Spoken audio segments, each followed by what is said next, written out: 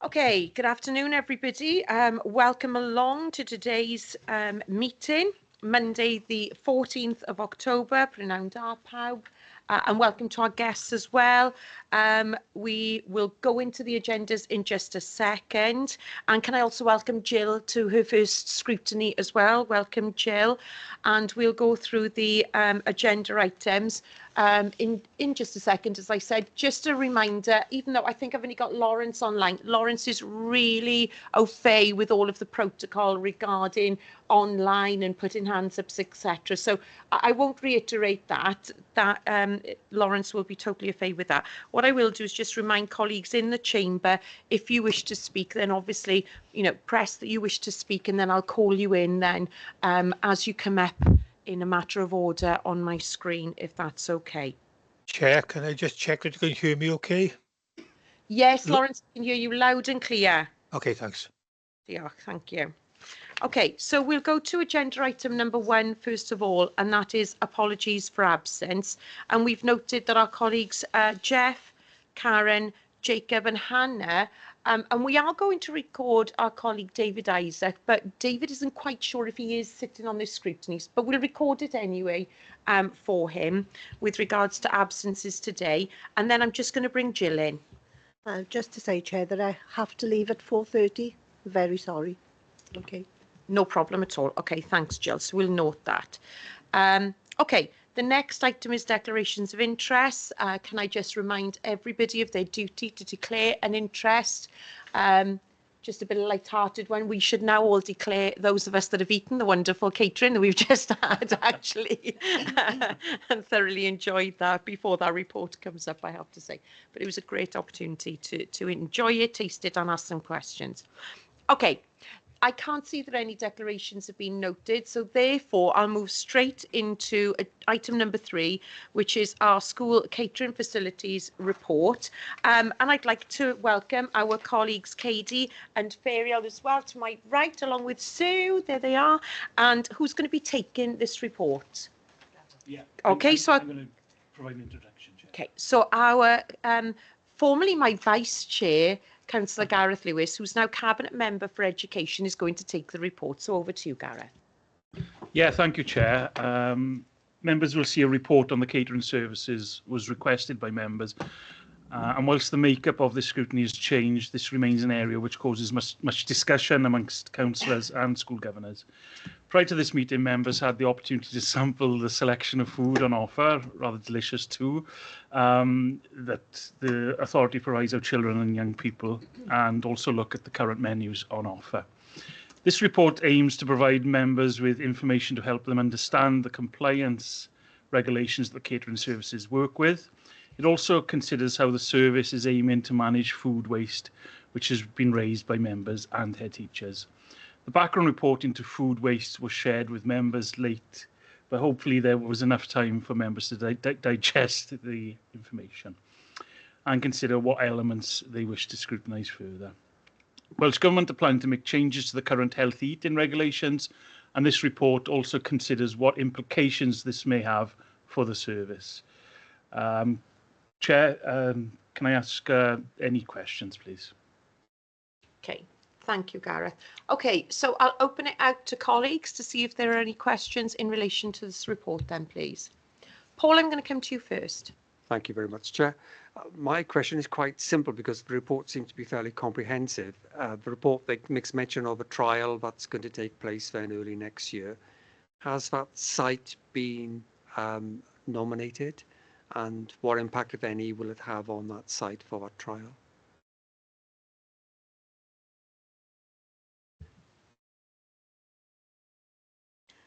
Thank you for your question.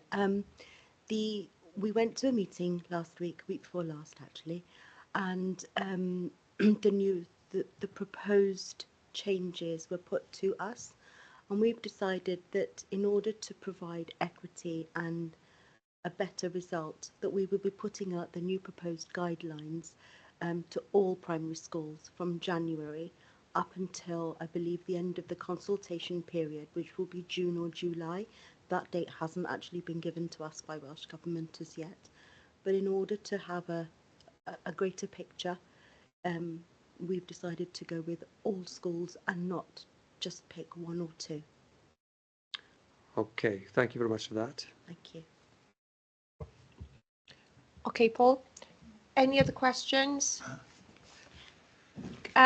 Clive, I can see your mic is on, but it's not coming up on my screen, guys, just for you to know, but I will go. Oh, now it is. Councillor Clive Tubby. Yes, I was just wondering, I know you were saying that for nut allergies, none of the products you keep have got nuts in. That's how you avoid. What about, do you have any children with celiac disease? How do you manage with those? Because there seems to be wheat, barley or oats in most things, really. I don't know if you tried the chicken curry that was available, but that was gluten-free.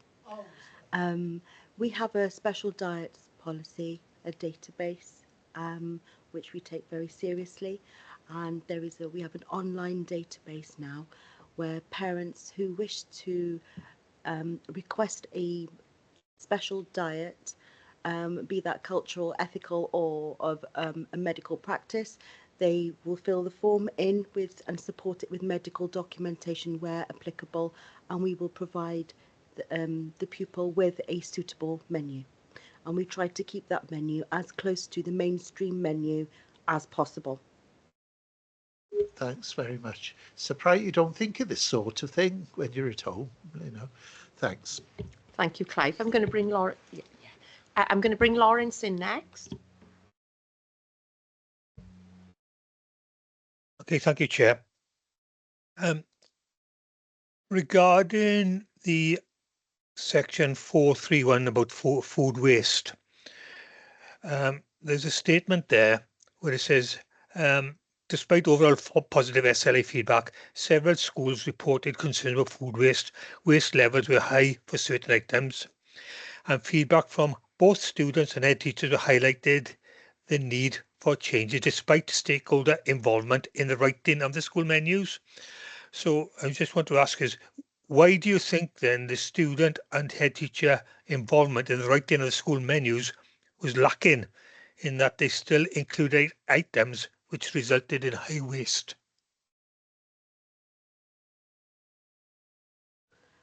Hello, sorry, I'm looking at a screen now, which is quite bizarre, so I do apologise. So we liaise, in terms of pupils, we liaise with school councils.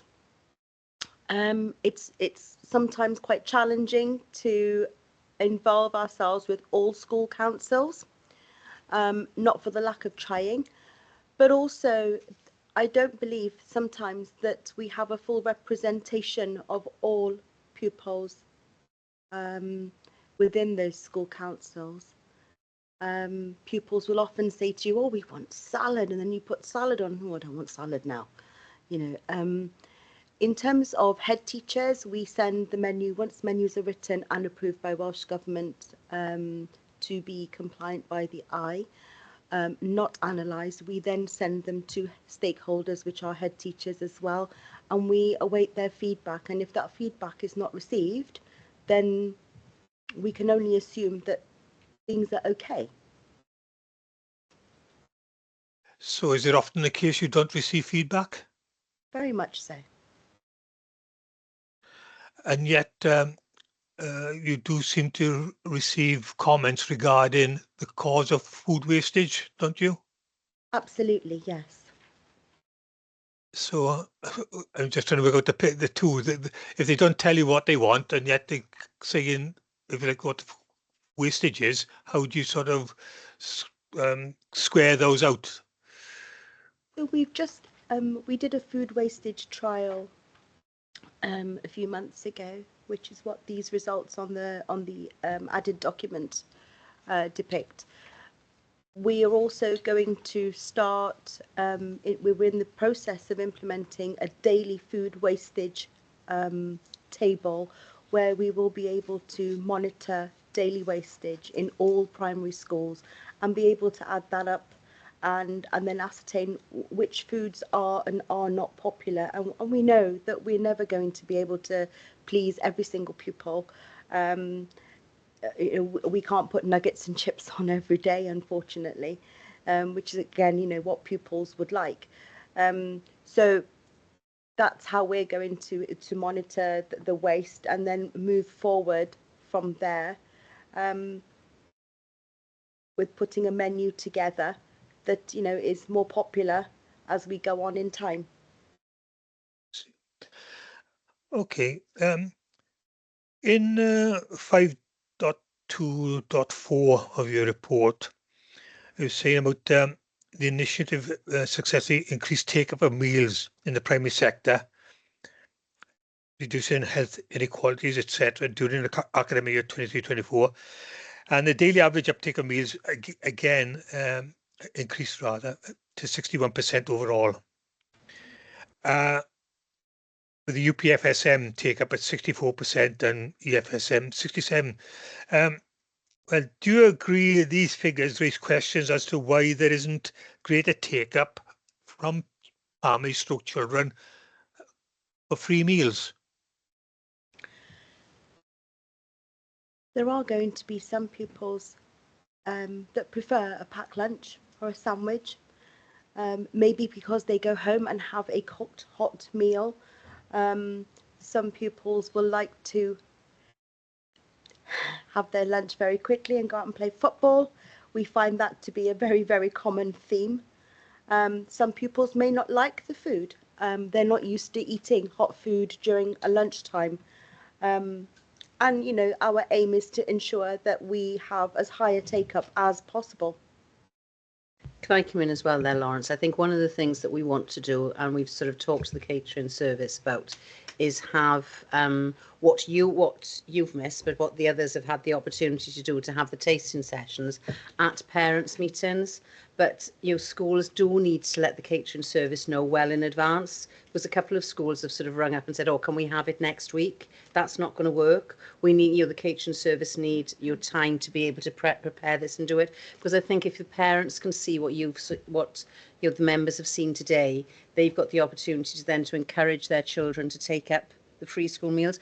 The attendance across Wales, I think, it is similar to ours. It hasn't been. I think what's the Welsh government target?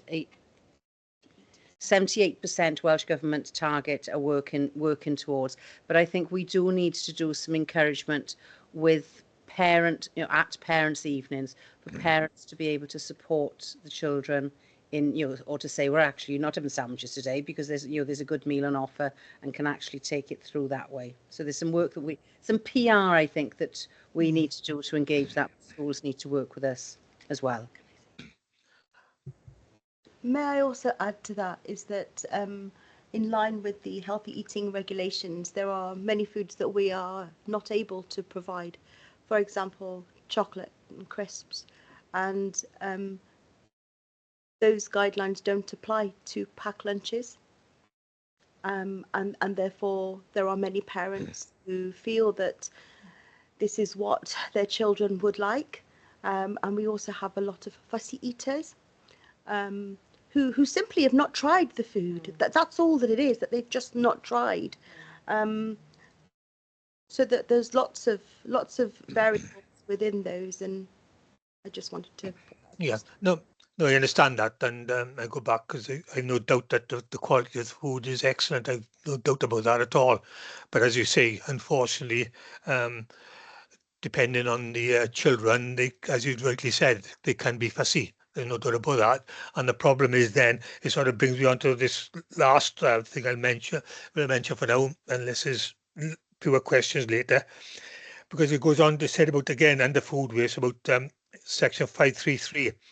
And it says, serving all food items as part of the service delivery is not specially required, but it says the guidance by the Welsh Government and the WGA confirms that to be served a nutritionally compliant meal, the full meal should be offered with an offering of unbuttered bread, or not full.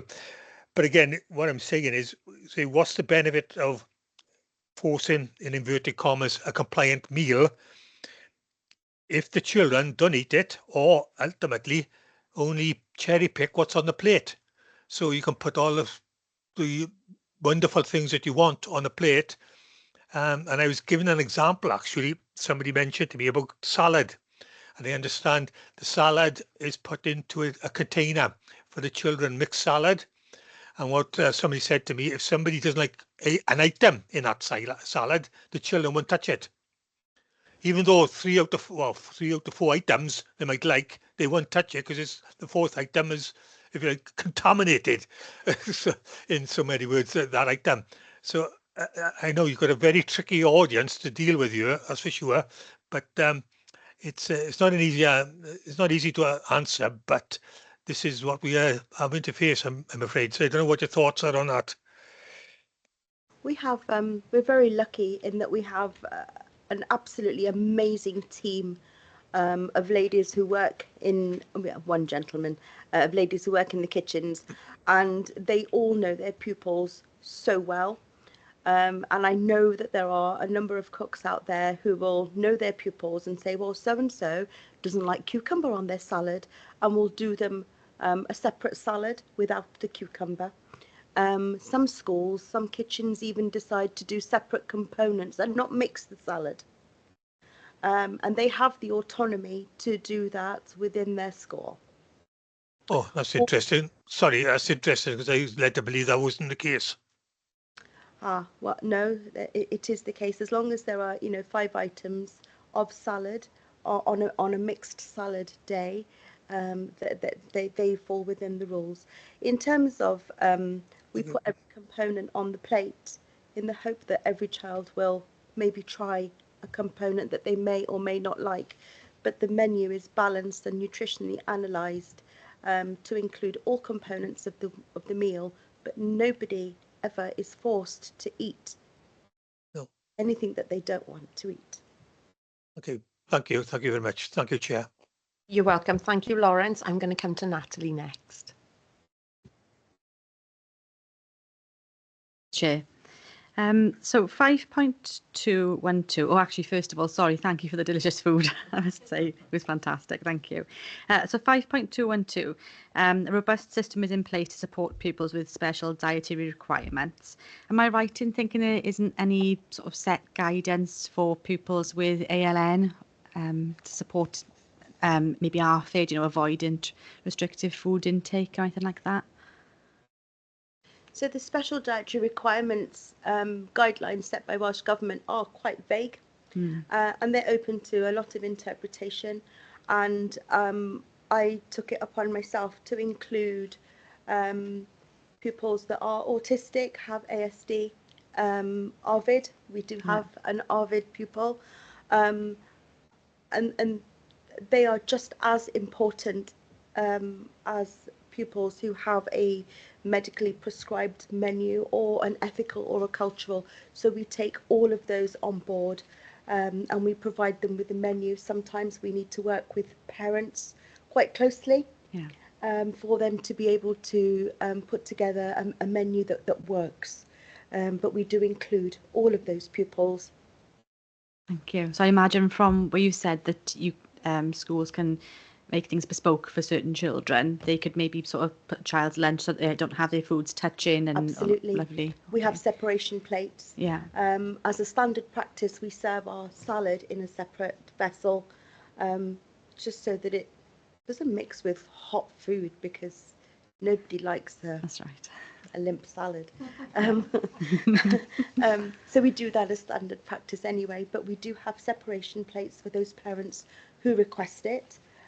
So that, and we always ask, where I said we provide all components of the meal, we do ask pupils whether they would like baked beans, custard and gravy, because we understand that they're wet foods and not everybody likes a very wet meal. Yeah.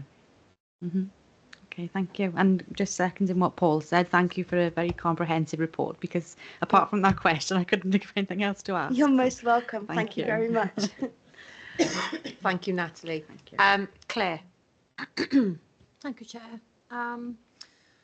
Firstly, I think I scrutinised quite in depth the ladies, and I must say that they knew what they were talking about, and they answered all my questions, what I asked. So please thank them for that, because they were wonderful. I'm looking at this now, and one of the questions I asked was regarding so at the moment, young children in primary school have got free school meals.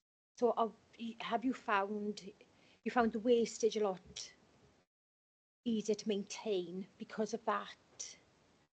Well, when people didn't have school meals and they were paying for it, you could go in and they'd say, well, I don't want to eat that, I don't want to eat that, I don't want to eat that. So at the moment, we're ordering food for our children. So have you noticed that the wastage is going down, or are people still wasting a lot of food? We've always had the same principle of we provide everything on the meal. That was something that we introduced after COVID. I don't believe that that's something that we've looked at. I don't think that there is oh, this is free anyway, it doesn't matter if I don't eat it. I don't believe that we've seen that. No, I don't believe we've seen that. Could you kindly ask your question again? So I asked the ladies, you know, so at the moment you've got free school meals. So, yes. Well, there's an ordering system. So obviously every parent that wants food are ordering the meals. So have you noticed that the intake of waste has gone down? Because when people are ordering the food, they're ordering what that child actually wants. Apologies. Yeah, no, it's fine. Apologies. Fine. Absolutely. That was the whole point of putting the meal selection package in place, so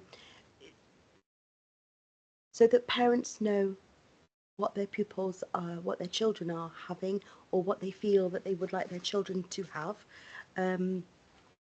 But absolutely, and the whole point was to put that system in place so that we would order what we need, and not cook, you know, 300 of every item. For example, we would cook what we really need plus a little bit for contingency. So that was one of the great purposes of putting the meal selection package in place. Yeah. So with that, I've gone on to secondary schools now. So 5.2. It states that secondary schools, you've increased with people eating, with the intake now at 46%. So what is the waste like in secondary schools at the moment then? So if it's increased, you know, without the ordering system, what is the waste like? We don't currently have an ordering system in the secondary schools. We are going to be introducing it. We're in talks with our cashless till provider, and that will be an app that pupils can use either on their mobile or out of hours for the next day. And we're hoping that will reduce some of our waste in the comprehensive schools. We've also done a pupil survey recently, which will hopefully help us to put together a menu that will work for the pupils. Unfortunately, we've not been able to put that in place because we're still waiting for the pre-consultation proposals to come from Welsh Government on secondary school meals. I'm hoping for those to be published next month. On the additional paper that we received, it stated that when a pupil is offered a meal, they can also have a piece of bread which is unbuttered.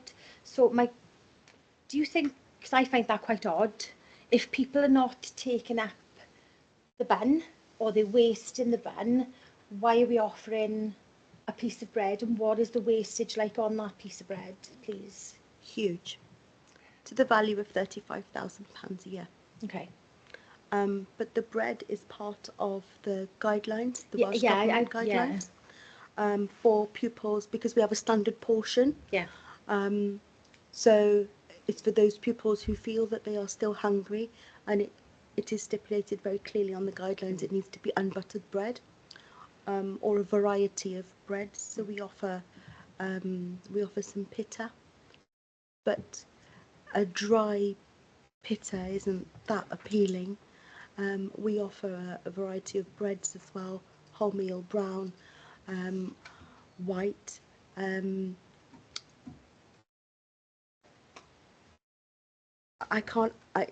bun is optional on the burger and in a bun. But you're absolutely right, and it's a very hard place. It's sort of between I have to follow the guidelines, but I also have to feed the pupils and the children what they want. And So it's a with very that, difficult place to be. yeah, so with that, if you have got bread Yes. that obviously isn't being utilised and it hasn't been touched, are we not thinking of maybe making bread and butter pudding? So you haven't got that wastage, you're utilising that food item for something that maybe young people would eat. I would love to put bread and butter pudding on. Absolutely love to, with some sliced bananas in it. Unfortunately, I'm not able to do that because of the sugar content. But, all joking aside, when we came back from the pandemic, prior to the pandemic, we would have all of our bread on a tray open for everybody to help themselves. After the pandemic, I think the world changed. We're not allowed to blow on birthday candles anymore, for example.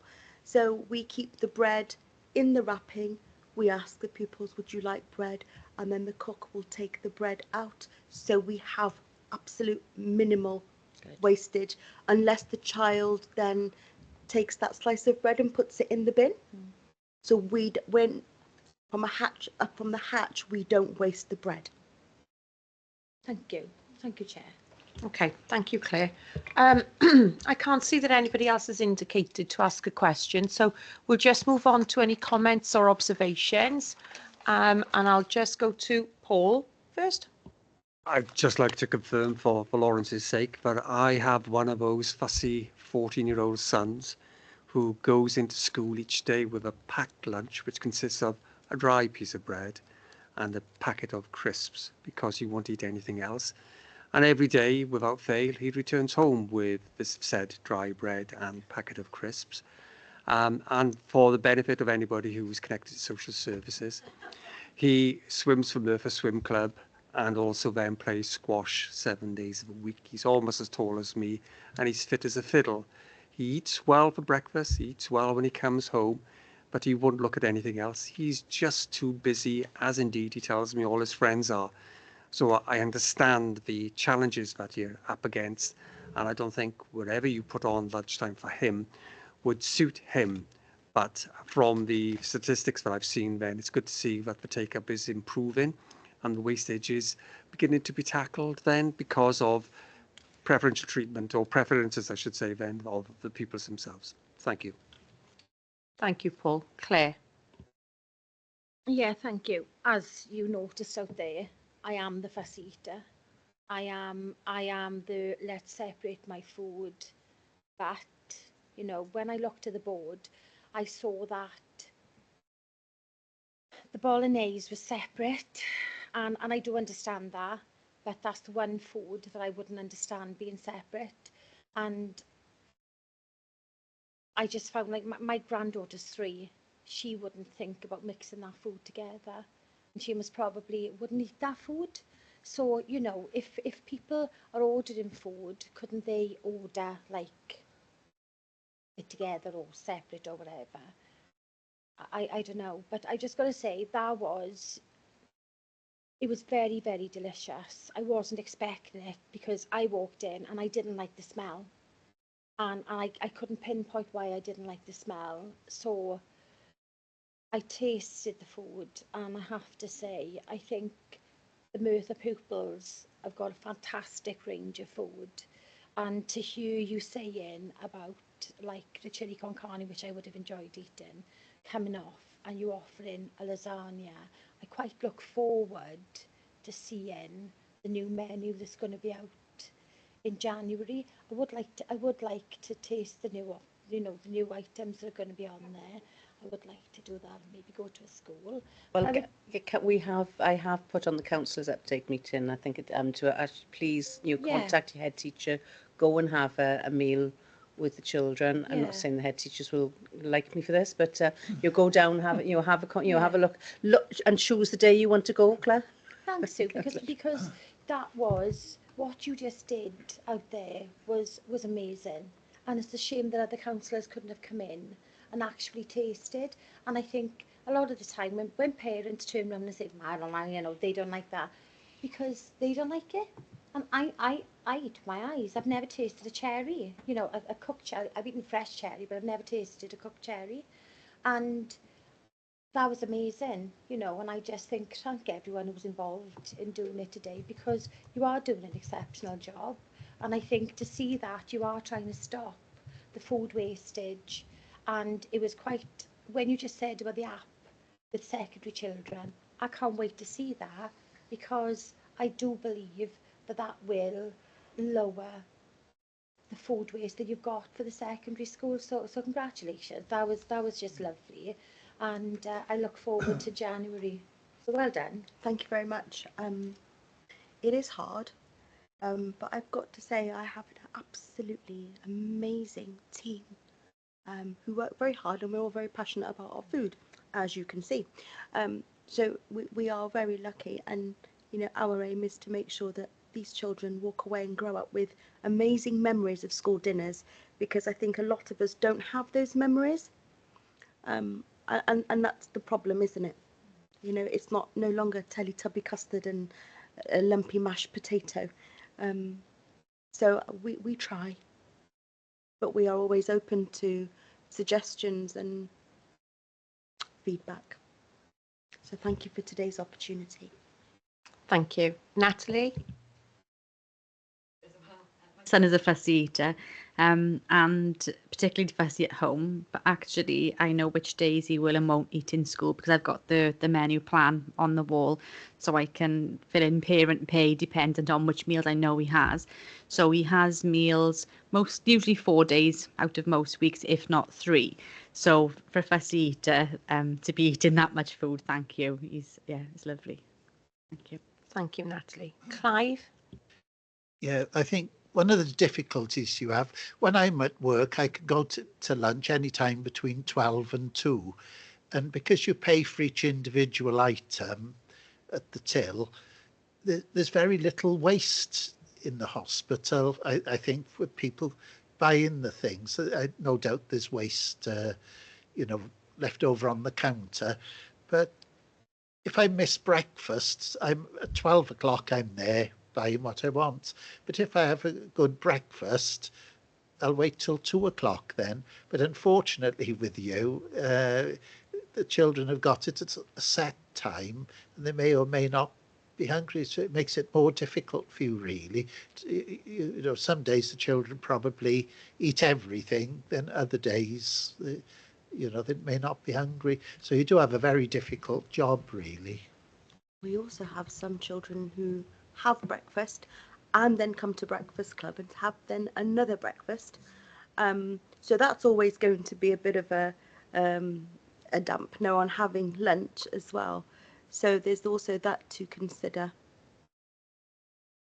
Just as a by-the-by comment, there was one child some years ago that actually went blind because all he ever ate was sausage and chips. And I forget what, I think it was vitamin D was short of, but that's all he ever ate. And he actually went blind, a young child. It wasn't school meals in Merthyr, though. It was somewhere else. So it just emphasises the importance, really, of with fussy eaters, keeping your eye on them, really. Thank you, Clive. I can't see that anybody else has indicated. So just in summary and from my own observations, firstly, thank you for the opportunity to taste the food as well. I mean, I have seen it firsthand, especially in the summer schools, you know, when I visited some schools previously, and just seeing the children actually really enjoying the food that's placed in front of them or that they've chosen. But for me today, I think first and foremost is listening about the special requirements and adaptations that are made really according to children, and as you said, the catering staff knowing the young people within the school as well is so important. But I think as well, it's getting those parents or guardians to have a taste session, because I think it would change mindset. You know, we're led, aren't we, really, by our parents. And I know certainly when my children were in schools in Merthyr Tydfil, I would always encourage Beth, especially, who always wanted a packed lunch because her friend had a packed lunch.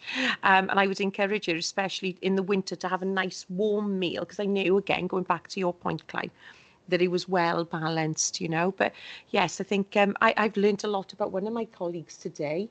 Councillor Claire Jones actually, and her dietary requirements, dislikes and likes, you know, so it's good to know. But it's important because we are all different. And, you know, what I think was evident there was, you know, everybody is catered for. Every taste bud is catered for, and such a variety as well, you know. And I have to say, talking about taste, the taste was there, hence why I had 2 desserts and a curry and some naan bread as well. So it was wonderful. Thank you ever so much. Again, just to reiterate, thank you so much for a very comprehensive report as well. And I think if we can ever have that opportunity for schools to have that tasting session, I think it would be of much benefit, definitely. But thank you. You are more than welcome to stay for the next session, which is all about our museums and libraries. If not, you are free to leave, ladies. Thank you so much. Thank you.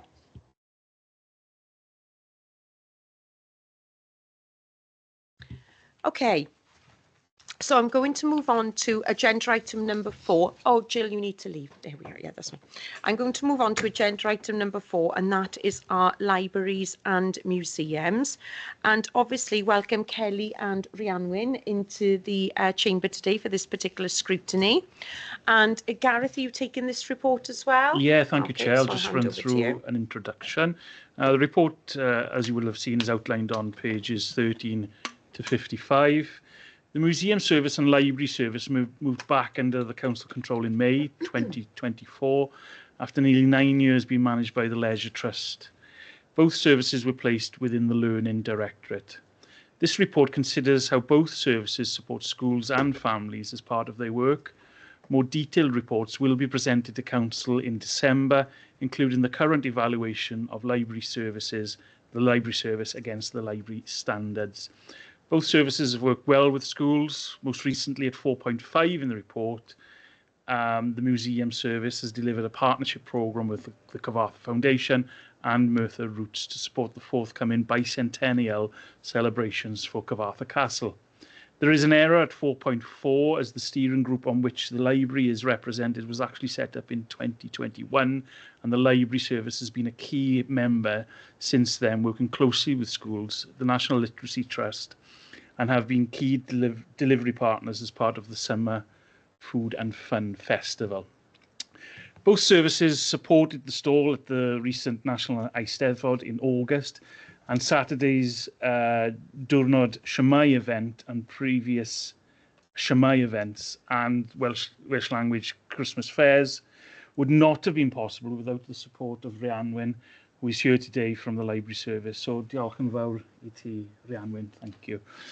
The report mentions the recent visioning session with the museum, which has enabled the service to start to draw together an innovative way forward for the service, encouraging more footfall and considering how to engage more technology within their work. A similar visioning session is planned for the library service, but there is an urgent need to secure public access machines for the libraries, as well as multimedia screens, so the service can deliver their statutory services and increase use of library services for all. And I'd be grateful for any questions, please. Thank you. Thank you, Gareth. Colleagues, I'll open it up to the floor then for any questions.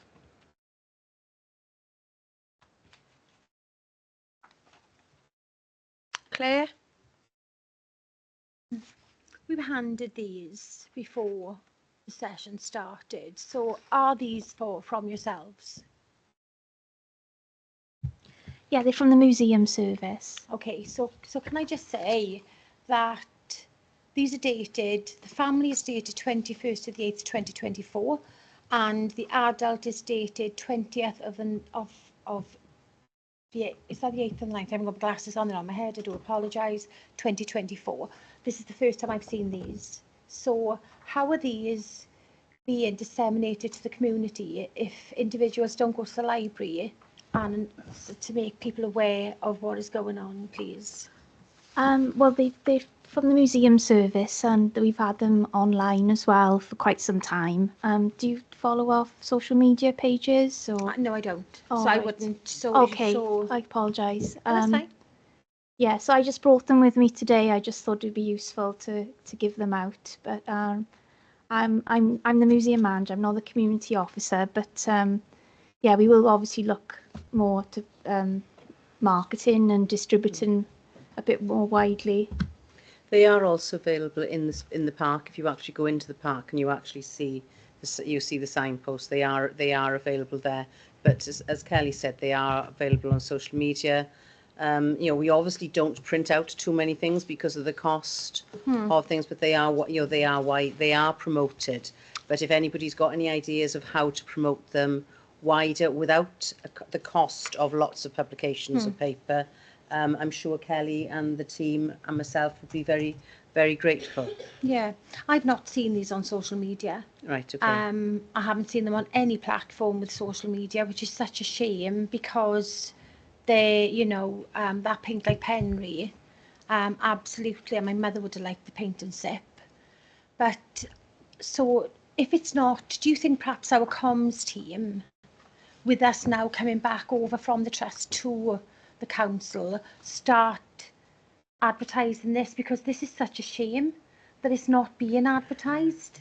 And you know, I mean, social media is free, and I just think there are things on you that many a family would like, especially if they're free. So first of all, I've got to say thank you very much for putting on these activities for both adults and children, but please can we ensure that the information is now shared via our comms team, for others to notice there. So well done, and but that's my only thing I've got to say, so thank you. I think we'll take that on board, Councillor Jones, but I think what I will ask comms to do is to actually repost what the museum service put up, because rather than putting a separate post for comms, they just repost, because then people, you know I do, you'll think, oh, I'll click on that and find out a little bit more information. So we'll have a conversation with comms to make sure that they are reposting what the museum service and the library service, because I'm sure we could have the same conversation about the libraries, what they actually put up.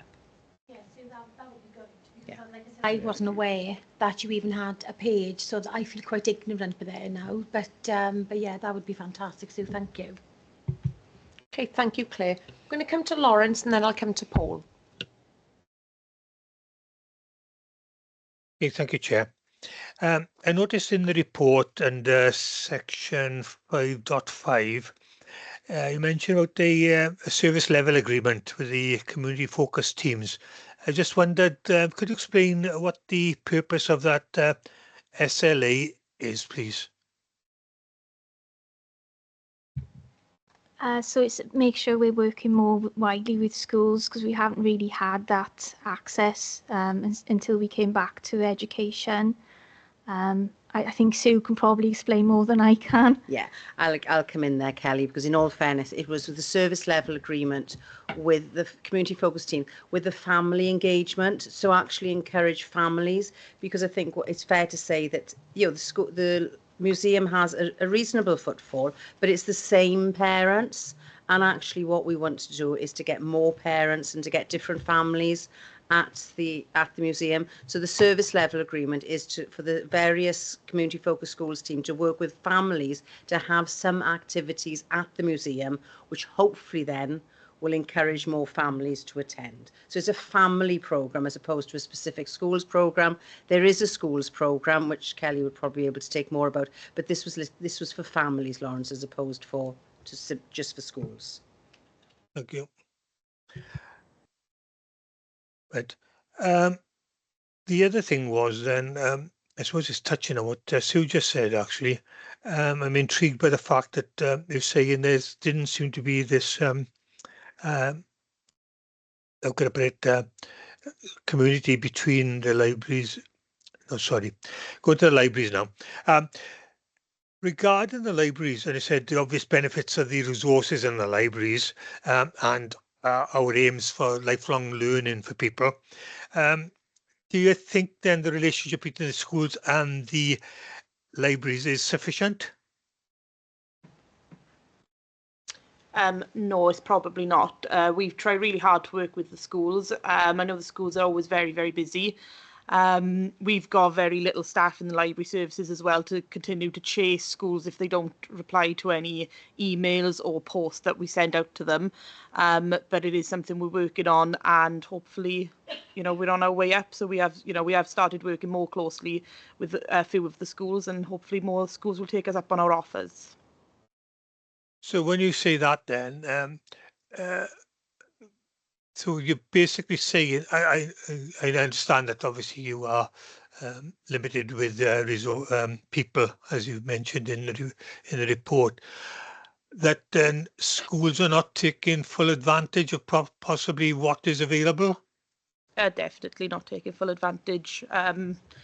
Yeah, so if we take the summer reading challenge, for example, we email all the schools and send out letters to all the schools asking if we can come along to assemblies to promote the summer reading challenge, which is a free challenge throughout the holidays. And this year, I think 4 schools actually came back to us, and only 3 we managed to visit because one school had to cancel due to changing of sports days. And we find that with an awful lot of things. I see. I just wondered, the other thing is generally, how is the museum and the library services and ensuring that what you are offering align with the school curricula and education as the new curriculum for Wales? If I take that one with the museum service, Lawrence, the education officer, who unfortunately is unable to attend today, which is why Kelly is here, came to the head teachers meeting in May, wasn't it, Kelly? I think she came in May to actually look to explain to the head teachers what was on offer. And actually since that, and showed how it linked in with the curriculum. And a number of head teachers who previously had not engaged with the museum service have since taken her up on her offer.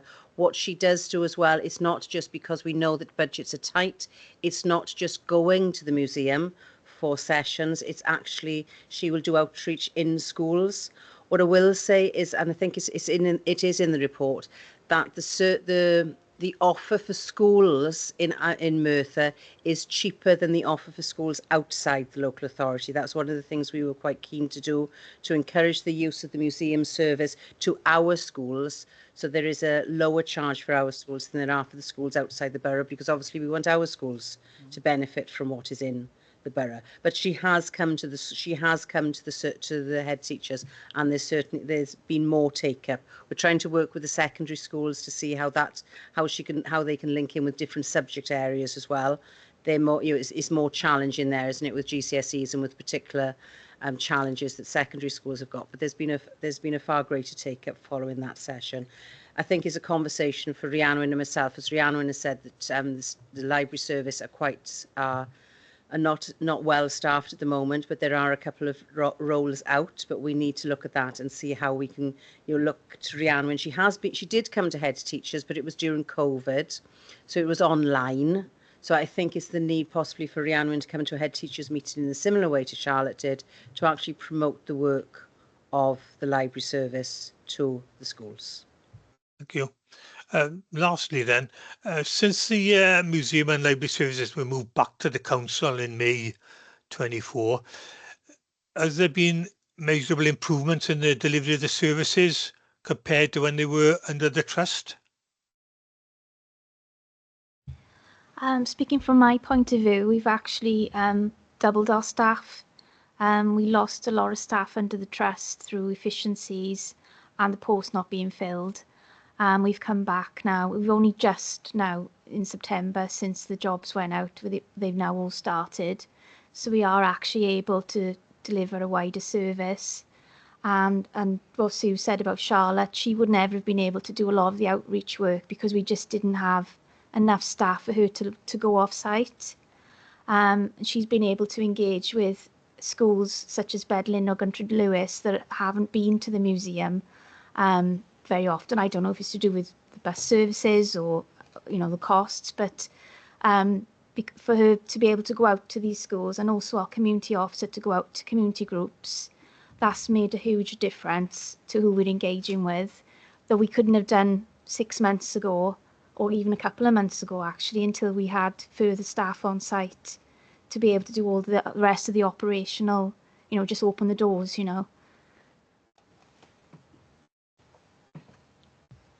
From a library's point of view, as Sue said, we've got 2 posts out at the moment, because we also lost a lot of staff last September due to efficiency cuts. So hopefully going forward there will be an improvement being back with the council. Okay, thank you. Thank you, Lawrence. I'm going to come to Paul next. Thank you very much. I'll come to museums if I can first. And I confess that I'm an outsider. I'm a Swansea boy, but I did have a lot to do with the museum services down there. I've read the reports and they focus heavily on the castle. But as an outsider, I would have said that my impression then of Merthyr would have been then things like Trevithick, the ironworks, then even the translation of the Mabinogion. I don't see much in this report which tells me that we are utilising the resource which is available then in the borough. So are there plans then to then extend outside of just concentration then on the castle? Does the museum services then cover then what remains then of the Industrial Revolution, for example, and the other sites that we have locally? All of the workshops that Charlotte covers for education, they play to the strengths of the collection and history of Merthyr. There's an ironworkers session that she also uses down Joseph Parry's cottage, which is an ironworkers cottage. She also obviously covers the history of the crotchets and the castle, because that is very much, you know, within the building. And there's also the collection that we have is a very strong art collection. It's a very, I don't know if you've been up to the museum, it's a very wide-ranging collection. But obviously she tries to tie it into the curriculum Cymraeg links in order to get the schools to come and visit. But yeah, we do focus heavily on the Industrial Revolution. The thing is, I don't deliver these sessions, but I know that, yeah, we do. I mean, we play to our strengths really in the collection and in the history of Merthyr Tydfil. I'm sorry, I must have missed this then in the reports that I've read, because it seemed to concentrate heavily then on the activities which are based then in the museum and not what's outside. Is that an oversight, or do you mean the going to the reports which have been ironworks? submitted to us concentrated then heavily then on Cyfarthfa Castle and activities there? Well, the museum service is based in the castle. We can't really take people to the ironworks. It's not really a safe place to take them to. But it is pointed out in the bicentenary sessions in particular, with the work with the greenhouses, about how we wouldn't be here now if it wasn't for the geology of the area. The crochet the castle wouldn't have been existing if they weren't successful in the ironwork in iron making. I don't know what was submitted. Okay, so that comes to the nub of the issue for me, which is that, you know, as you mentioned then, you don't take people then to these other places. So what plans are afoot then to utilise, to exploit what's available to us at the moment? I think, if we're actually looking at, the Cyfarthfa Foundation has got works for, there is work in progress, as Kelly said, the blast furnaces, they're not safe to actually, visit or anything like that. So they have to be engaged in, brought into sort of activities. One of the things that we are looking at, and I think this links in with the Orbit Centre, is how we can actually, they've got a new immersion centre in the Orbit, which gives us the opportunity to deliver in a different way. Now, it wouldn't necessarily be delivered by the museum service, because the museum service is the castle, Joseph Parry's cottage, and Ynysfarch Engine House over here, which isn't open to the public because it's not compliant. It's not compliant. So, as Kelly said, we do deliver to the strengths. It's not as to what is in the collection.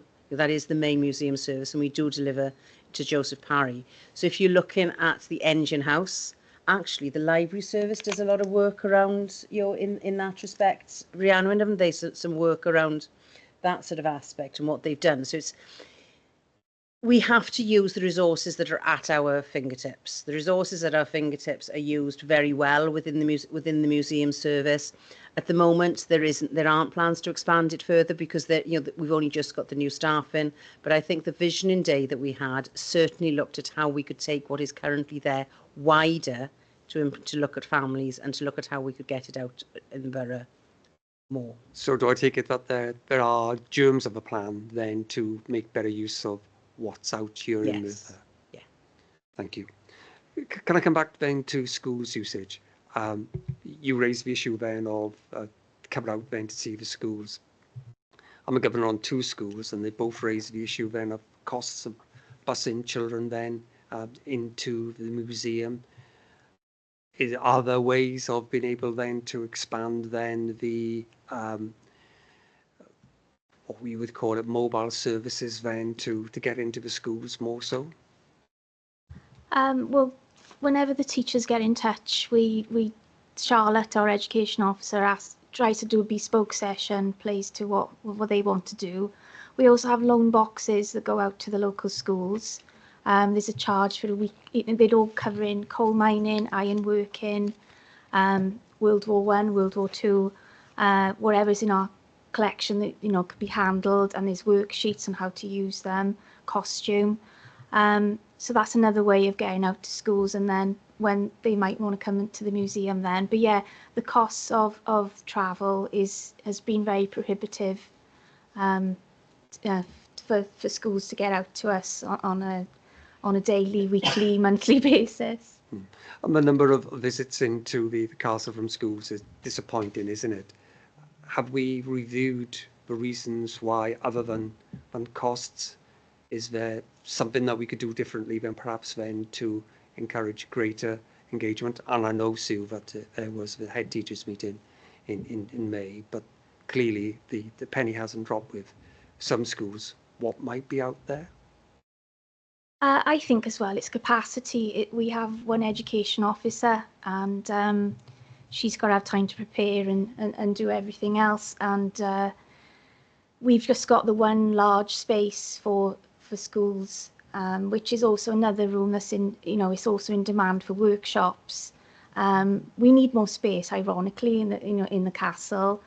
We need space for children to be able to have their own cloakroom areas, to have their food and not have to change the room around, on a daily basis. So it's capacity with having the person available to deliver, and also having the space to accommodate the amount of children that come on the bus as well. Okay, dare I say this as being objective, because I've got no prior knowledge of the museum service or what's been happening then in education, but the reports that have been submitted don't seem to show that there's much industry, much activity by way of educational services then. It seems to suggest that there's been very few schools who have been utilising these services. So that then begs the question then about how we are reusing our resources then in promoting.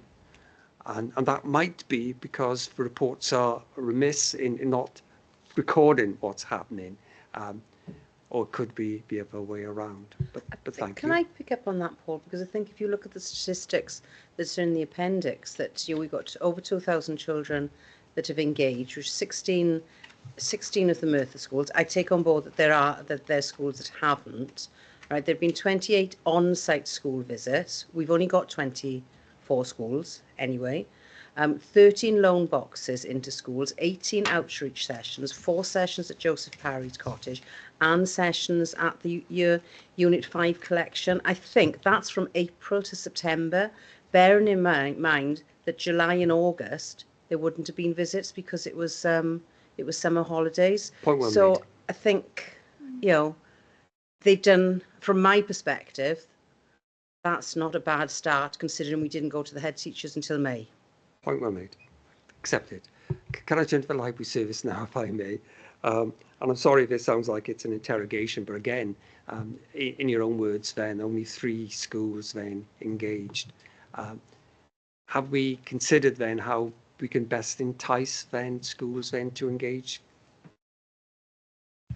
Yeah, so we do offer, we offer to go out to assemblies, we offer to go to classes, we offer them visits to the library. There's a lot of schools who are within walking distance to the library. As we know, transport, as same as the museum, it is an issue. So there are a lot of schools within walking distances of libraries.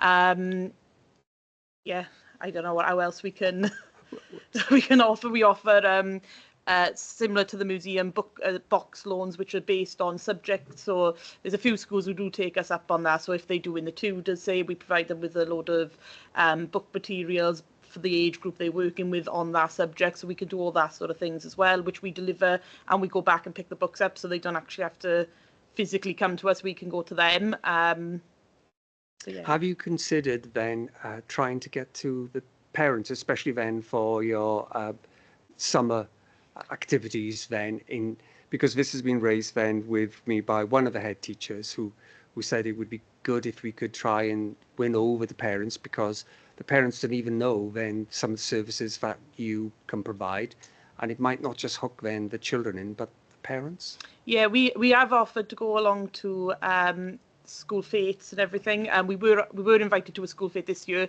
Unfortunately, our 2 members of staff came down with COVID, so we were unable to attend.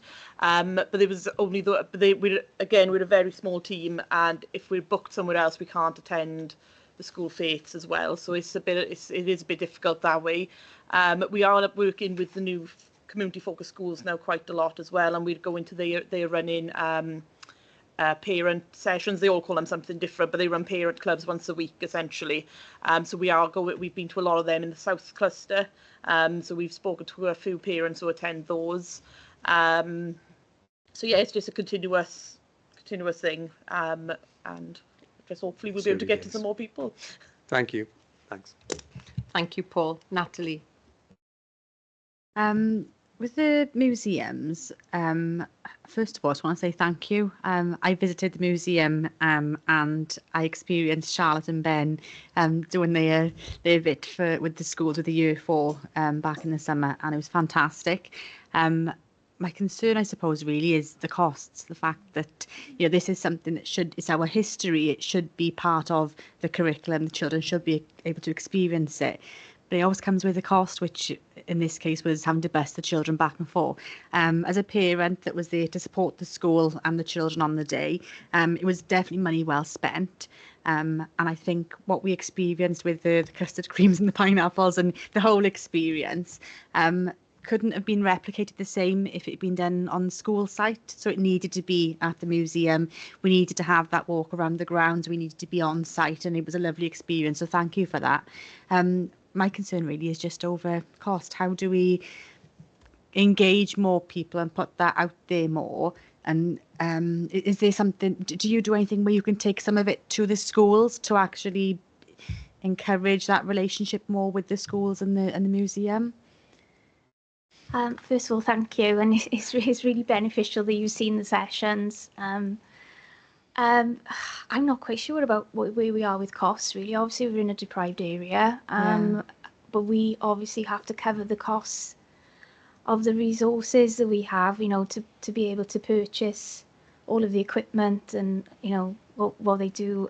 I don't know, I know it's something that Sue's been talking about recently with the SLAs, changing those, but I'm not quite sure how we can overcome it other than Charlotte doing more with schools in the schools. It's a challenge, isn't it, with you budget? Can't, like you said, you don't get the same experience than you are coming to the museum and going around the grounds and going to the greenhouses. Yeah, I don't know what the answer is, because it is a cost recovery service, and to keep the number of staff that we've got, which allow them to deliver what they are delivering and what the future is, we need to ensure that we've got costs, got money coming in, it is one of the reasons why we looked at a different funding mechanism for our schools, to ensure that it was cheaper for our schools to come into the museum. But there isn't it's the cost of transport. I understand that. Charlotte does go out to schools. It doesn't replicate. Actually go into the museum. Yeah, we can look at different things, but I'm not sure what we can actually do there. Maybe part of it could be linked with schools on site, maybe, and then part of it, on the museum as well. But yeah, definitely keep it going with the museum, because it's fantastic. Thank you. Thank you, Natalie. Claire. Yeah, just one last thing. Obviously, the Robin Johnson Museum consultant, when I've come to the package is currently free of charge, and the recommendations, you've just sat there and said about the cost of the transport. For you to ask for £5 a head per child, I I worry that there are children that are not going to be able to afford it, and I can see there's £150 per class. That does concern me, with us being from such That was a recommendation, Yeah, it is. Claire, It and is we a haven't. recommendation, but I We just didn't think take that up, Kelly, did we? We You didn't. haven't? No, Oh, that thank God hasn't for been taken up. that. If you actually look at the museum, the Swansea Museum charge, and I'll pick up Swansea Museum because that's where Paul came from previously. £60 per session. I think yeah. that's what we've. I think that's probably. I don't quote me on that, but it's around about that. It's certainly nowhere near, because I had this conversation with Charlotte and Kelly, and she had exactly the same look on her face as you did. When it came Yeah. to that recommendation. So no, it's not. And we don't even charge that much for the schools outside the county borough I either. can answer what we do charge. I did actually make sure I asked Charlotte just to check before she went on her holidays. We charge £1.70 per pupil for a half day. That's within the borough, or £2.30 for a full day. And £2 for Merthyr Council pupils for a half day, and £3 for a full day. Thank you. Thank you, Chair. Thank you, Claire. I can't see there are any other questions, so I'll go to observations or comments next then, please. Claire? I would just like to say I love the museum. I love the library. I grew up around the corner from Merthyr Library. I do think it's a shame, because I loved going to the reference library and I loved everything that was about the library. And I just wish that more people went there, because it's a wonderful building. You know, you do offer a fantastic service. The castle, I love taking people to the castle. So well done on you all. You know, I love the art there. I think we've got a wonderful, wonderful town, steeped in history, and I think the schools too. You know, they can get so much out of it. So I would just like to say, please say thank you to the staff, and well done, because you are doing an exceptional job under extreme circumstances. So well done. Thank you. Thanks, Chair. Thank you, Claire. Paul? And can I just say then to the officers then that the questioning, although directed at you, really is directed then at the members. So, but thank you again. You're doing a great job then with the resource that you have available. It's the resource that you have available that's the question for me. Thank you, Paul. I can't see anybody else that's indicated. So again, I'll just add my summary. And if those colleagues who were able to join me in the pre-meet last week will know that I shared with you my observations, because I sit on the Cyfarthfa Foundation, how passionate I am about supporting the staff, you know, in their endeavours, both museum and library, as far as the bicentenary offerings for next year. But also I'm just passionate about it in general, because I visit the park twice a day, every day, with my my lovely little dogs. I love it. And also the library, for me, it was something that I tried to absolutely capture with my children, because there is nothing like picking up a book and flicking through a book, and not on a Kindle or a, you know, no disrespect to Kindle, by the way, and other trademarks are available, but you know, no disrespect to it, but there's just nothing like it. I love walking into Waterstones. I love walking into a library. There is nothing like it. And I think the passion comes through from the staff in both the library and the museum. And I'm still in awe as to what is there and available in the museum as well. I learn something all the time. All the time I learn something, either about Merthyr Tydfil or something about the world or something else, honestly. And what I will share with you is walking the dogs this morning, that work has started on the blast furnaces today. Some remedial work following some surveys which have taken the last 5 years. I thought I'd just share that with everybody. So we, as a council and a foundation, are taking that forward. It will be a significant amount of time, but you know, that immersive world that we want to live in, and perhaps just smell and hear and listen to all that Kelly wants to do as well with the museum, castle and blast furnaces moving forward. Hopefully we will get there, but work started today, so I'm pleased to share that with you all. Ladies, thank you ever so much for joining us this afternoon. Sue, as always, and Gareth, thank you both as well. You know, really interesting items today, I have to say. Not that it never is, Sue, but I just thought these two were really interesting. You know, and I think again, talking about immersion, having the food tasting as well just helped me. I'm giggly now after all the cake I've had. So thank you again both, and thank you again, ladies. Kelly, I shall see you no doubt soon at one meeting or another, but thank you ever so much. Thank you. So as our colleagues leave us, we'll move on to agenda item number 5, which is the Forward Work Programme. And I just really want to remind everybody that we have a date for our joint scrutiny workshop in November. That is the 19th of November at 1 p.m. That's the joint scrutiny workshop with social services. Yeah, 19th of November at 1 p.m. Okay. The diary note has been sent out when you get a chance to have a look. And forthcoming then, Monday the 25th of November is the next time that we meet. We've got schools, Eston inspection reports. Remember that follow-up that we discussed previously, and also our Cyfarthfa High School report. And just as a reminder, those who were in the pre-meet with me, I did tell you that Hugh will be joining us, you know, as he does annually, but especially around this particular meeting. So Hugh, our HMI lead, will be joining us as an observer. And also we then have Central South Consortia annual report to scrutiny as well. So those are the reports for the 25th. Monday the 13th of January, just as a reminder, we will be looking at community focused schools, and we've yet to decide on an additional item. So maybe some discussion over the next couple of weeks on what that additional item could look like. The 3rd of March will be attendance and ALN. The 7th of April, at the moment, we're looking at partnership working, and we left a little gap, if you remember, to consider another item. And as I said, it was just a reminder about that joint scrutiny on the 19th of November. Any questions or queries regarding the Forward Work Programme? No? Oh, okay. Okay. We'll then move on to item number 6 with scrutiny referrals. I haven't got any scrutiny referrals at the moment. Item number 7, report recommendations. Well, I guess it's just to gather views and feedback on how we felt we met the recommendations today. I don't mind kicking off. I just feel that, you know, with regards to catering, when I think a robust report, a great opportunity to have that tasting session as well. I think, had we not had the tasting session, for those of us who could do it, I don't know, I had a different feel about the report, if that makes sense. You know, I really did. And I think all of the answers that the officers give us with our robust questioning from you guys again, and thank you again for that, I think led us to have confidence in where that service is at the moment. Would you agree with that? Do you want to just pop your mic on, Claire? That's what I'm doing.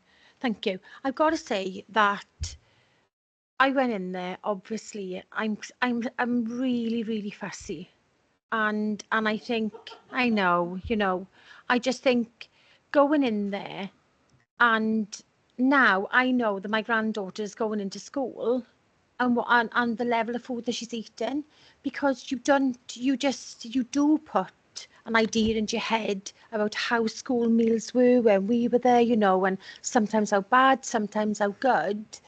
But I've got to say it was like a breath of fresh air seeing, and I questioned like no tomorrow, and I will tell you, they answered every single one of my questions. There wasn't a pause. You know, they knew what they were talking about. They knew figures. They knew everything, and that was a pleasure to stand there, and I quizzed them, you know, and I just think, had I not gone in there, like you just said, I may have come in here with a completely different head. So, you know, whoever arranged the food tasting, thank you ever so much, because I think it was very beneficial for our session. So thank you. Sorry. You're welcome. Thank you. And I think before I come to Natalie, I think that is a suggestion from the officers, but also, of course, going back to the person to my left as well, for, you know, reiterating and remind us to make sure we're all there as well. If it wasn't for Jane, I don't know what I'd do, I'll be honest with you. Note that for the next self-assessment report. Naughty, I know, but it's true. Natalie. Same as you, Chair, where you said that having the report and reading it, you have one perception, and trying the food with a different perception. That's spot on, because in the governor's conference where we had the tasting there, it wasn't my meal I would have picked, in all honesty. I thought, okay, school dinners, I had a perception based on my own experience then of school dinners. And then I read the report, I thought, okay, yeah, school dinners. And then had the tasting, and completely different experience. Yeah, you really get a feel for it. And now I understand why my child that is fussy with his food is willing to eat school dinners 3 or 4 days every week. So yeah, definitely makes a difference. No, absolutely. I agree definitely with those sentiments. So thank you for that. If nobody's got anything else to add, just with regards to, again, you know, did we scrutinise it enough? Have we addressed it? I think we have. I think that was one where we really can cross the T's and dot the I's on that one. With regards to the other item that we looked at, libraries and museums, I think that we have to just acknowledge about the transition stage we're at the moment, if you're in agreement, because it's been a tough time for those guys who were under the trust, not just libraries and museums, leisure services, etc. That transition has been hard going. The vulnerability of the staff, and perhaps I'm sharing this with you because I've just lived through, you know, the handover of the trust, but I think the vulnerability of the staff and the not knowing how it was going to pan out, etc., has been a difficult time for them. But during that, you know, you had people like Kelly, like Rhianwen, who, you know, just continued with the work that they wanted. And I think Kelly hit it on the head when she said that her resource had been doubled since council took it over. They really were working on skeleton staff previously. So I'm going to come over to Paul next, and then I think as a matter of where we go from there, I think we need to revisit it when they're a little bit more settled. But Paul, I'll come to you first. That's precisely my point. Can we revisit it, please? I fully accept the resourcing issue, and it's quite clear in the report the library services are very depleted at the moment, and anybody who uses the services can see that then for themselves. But it would be good if we could, maybe in 6 months, 12 months' time, then revisit. I would just like us to be exploiting as best we can the very rich history that Merthyr has got. Yeah, absolutely. I don't disagree. Nat? About budgets again, and this is the thing, we know that the challenge is there with budgets and with costs. Obviously we need to bring it up, we need to mention it. It's just really hard to scrutinise a service in relation to costs and budget when they haven't got the money there for it, and it's a really difficult time. So it's just, yeah, it needs to be mentioned, but I completely understand the struggles. It's a really hard one for museums, libraries and for local authority. Yeah, definitely. Something that sprang to mind when we were talking, when I was just scribbling down my notes about revisiting it, because I think we need to give them time to come back in-house, you know, and then see how that pans out for them. But also, you know, like I've said to you guys before, I like to take scrutiny out as well, you know, not just always in this environment, hence the food tasting today. So I was wondering if we could just, you know, maybe in that 12-month period, organise it. Paul, for those who can't see him, is putting his hand up and acknowledging this, yes. And I think, you know, why don't we either hold a scrutiny, not scrutiny, you know, what am I trying to say? A site visit. Thank you, Jane. See, I did tell you I'm a left-hand person being my co-pilot. A site visit there where, again, we can immerse ourselves in the museum. I'm almost certain we can have a lovely cup of tea. But you could also meet some colleagues from Cyfarthfa Foundation who I sit with. That would be good. And Ben and the team, I think, because I'm always enthused by them as well, and our colleagues up at the greenhouses. So it slightly goes out of our world as well, but it crosses into the social services element of the council, because there are a lot of people there with a variety of disability needs who do a wonderful job and are supported by the staff. But I think that would be really useful for us to plan that in if everybody's agreeable. Yeah? Cool. Okay, we'll do that then. So I think we met the recommendations, guys, but I think there's work in progress. Yeah? Okay. Agenda item number 8, feedback on each scrutiny's activities. well, I think we've all acknowledged this, the food tasting session today within the body of the report and the comments that were made. And then item number 9, any other business deemed urgent by myself. I've already reminded you of the next meeting, 25 November, and that he will be sat with us and the joint scrutiny workshop. So that's it from me, guys. Thank you ever so much again for today and your question. Thank you, Lawrence, for joining us, and I shall see you all soon. Thank you.